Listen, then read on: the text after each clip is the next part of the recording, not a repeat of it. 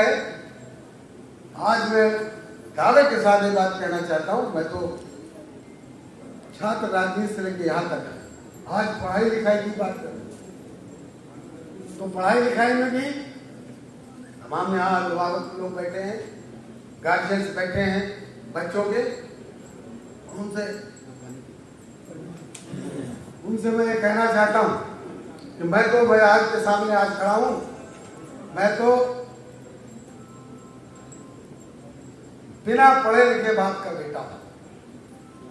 मेरे माता पिता पढ़े, मेरे माता पिता बिल्कुल पढ़े लिखे नहीं थे, अंगूठा टेक और बहुत छोटी मोटी किसानी करते थे, छोटे मोटे बहुत गरीब परिवार का। लेकिन मैं उनको धनी इसलिए मानता हूं, मैं धनी इसलिए मानता हूं और ये आपको इसलिए कह रहा हूं, ये बताना इसलिए चाहता हूं कि उस गरीबी में, परेशानी में अपना पेट काट करके तमाम परेशानियों को उठा करके हम जैसे लोगों को पढ़ा लिखा करके इस हैसियत में रखा। अगर वो पढ़ाई लिखाई न होते तो आज हम आज यहाँ खड़े होकर भाषण नहीं दे पाते। बहुत कुछ ही मेहनत कर लेते, 2-4 बीघा जमीन और बढ़ा लेते, लेकिन राजनीति में नहीं आ पाते, हम आगे नहीं बढ़ पाते। इसलिए आपको सबको मेरी एक सलाह है, मित्रों, अपने बच्चों को अच्छी शिक्षा दीक्षा जरूर देना। अच्छी शिक्षा, जैसे अभी हमारे भाई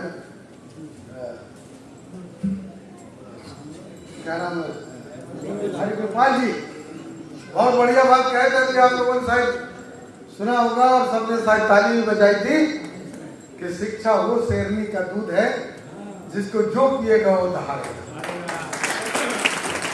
बहुत बढ़िया बात कही। बात तो हमारे सारे वक्ताओं ने बहुत अच्छी अच्छी कही। आपको ध्यान से सुनना है, उसे अमल भी करना है, क्योंकि लंबी बात हो जाएगी। मैं एक बात और कहना चाहूँगा कि चूंकि बहुत बार बहुत ऐसी सामाजिक मीटिंग में जाने का मौका मिला, लोग कहते थे कि भाई यहाँ पर राजनीतिक बात नहीं होगी, राजनीतिक बात नहीं होगी, ये तो सामाजिक मंच है।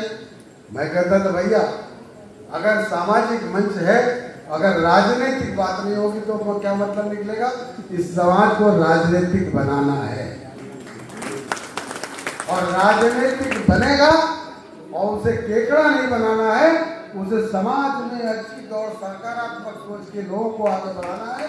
इसी के साथ हम लोग चाहेंगे कि आज भारतीय जनता पार्टी के केंद्र में सरकार, आदरणीय मोदी जी प्रधानमंत्री, मैं नहीं कह रहा हूं कि मैं भारतीय जनता पार्टी का विधायक हूं इसलिए कह रहा हूं। निश्चित तौर पे मैं आपको एक बात बताऊं, 2014 की छोटी सी बात आपको याद दिलाते हुए मैं अपनी वाणी को विराम दूंगा कि 2014 में जब आदरणीय मोदी जी पहली बार इस देश के प्रधानमंत्री बने तो मीडिया के साथियों ने, हमारे मीडिया के साथी यहाँ पर गए, उनको मालूम होगा कि उन मीडिया के साथियों ने जब उनसे पूछा, मोदी जी आपकी सरकार की प्राथमिकता क्या होगी?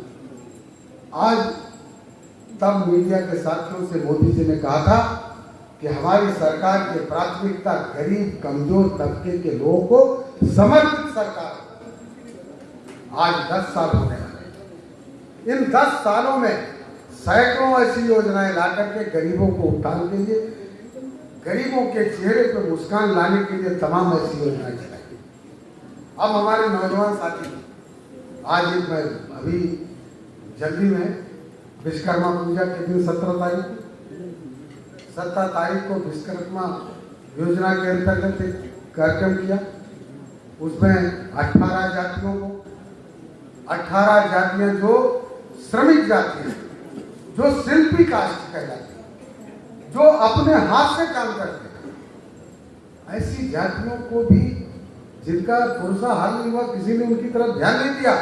आज किसी भी विधानसभा, हम लोग बार बार कहते थे कि किसी भी विधानसभा में इन 18 जातियों को जोड़ लीजिए, हर बिरादरी का कम से कम 5,000 से लेके 10,000 15,000 तक वोट होता है। इन पर किसी ने ध्यान नहीं दिया। क्यों? क्योंकि ये इकट्ठे होते नहीं, हर गांव में होते हैं लेकिन इकट्ठे नहीं होते, इसलिए लोग इस पे इनको नजरअंदाज करते हैं। आज मैं कहना चाहता हूं, प्रधानमंत्री जी को धन्यवाद देना चाहता हूं उत्थान के लिए को सोचा विचार किया, उनके लिए ये योजना शुरू की। आज वो लोग, अगर हमारे कुछ लोग उनके लिए कोई काम करना चाहते हैं, हमारे लोग कुछ काम करना चाहते हैं, उन 18 समाज के लोग अगर कुछ काम करना चाहते हैं, आपका हमारे सब लोग काम करना चाहते हैं, तो ऐसे लोगों को बिना गारंटी लोन मिलेगा, कोई काम कर लो आप। जरूरी थोड़ी कि आप अपने पैसा वाला करो, कुछ नहीं करो। इसी तरह से हमारी प्रदेश सरकार ने, योगी जी ने ये एक योजना चला रखी है कोऑपरेटिव विभाग से। कोऑपरेटिव विभाग के जिला कोऑपरेटिव बैंक में इसके कोऑपरेटिव के सदस्य बन रहे हैं, बैंक के सदस्य बनेंगे। सदस्यता शुल्क उसमें 200 रुपया है और 250 रुपये आपका जमा होगा बैंक में, जो आपका शेयर होगा, और 450 रुपये के अगर आप सदस्य बन जाएंगे तो निश्चित तौर पे आपको 5 लाख रुपया तक बिना गारंटी और 1% ब्याज पे लोन आपको मिलने।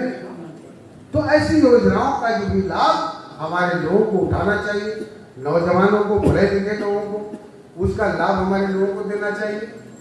इस तरह से जो भी इस तरह के काम हो रहे हैं, ऐसे कामों को जो सरकार द्वारा किए जा रहे हैं, उन योजनाओं को भी लाभ लेना चाहिए। जो लोग, हमारे लोग गांव में रहते हैं, जिनको नहीं पता, ये हमारी आपके पढ़े लोगों की, पढ़े लिखे नौजवानों की जिम्मेदारी है उनका लाभ दिलाने। और अंत में मैं आप सबको महर्षि सविता जी की जयंती के मौके पर